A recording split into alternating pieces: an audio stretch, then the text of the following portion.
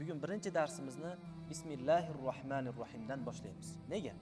Chunki payg'ambarimiz alayhisolatu vassalam aytganlarki, kullu amrin dibal, har qanday muhim ish la yubda'u bihi bismillahirrohmanirrohim, bismillahirrohmanirrohim bilan boshlanmasa fa huwa abtar, bu ishda baraka bo'lmaydi degan.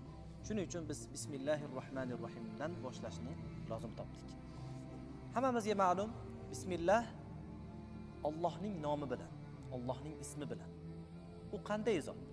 Ar-Rohman, Ar-Rohim. Ar-Rohman barchaga rahmli degan. Ar-Rohim esa qiyomat kunida faqat mu'minlarga rahmli degan.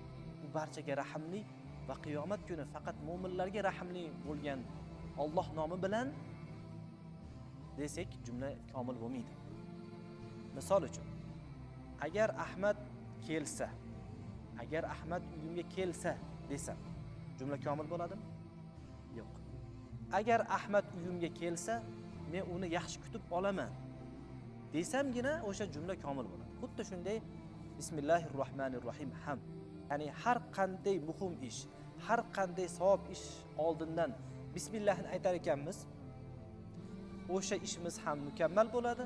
Bismillahirrohmanirrohimni ham to'ldirgan bo'lamiz.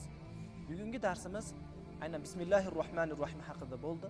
Kelgusi darslarimizda Qur'ondagi boshqa so'zlarning hikmatlari va sir asrorlari haqida gaplashgan bo'lamiz.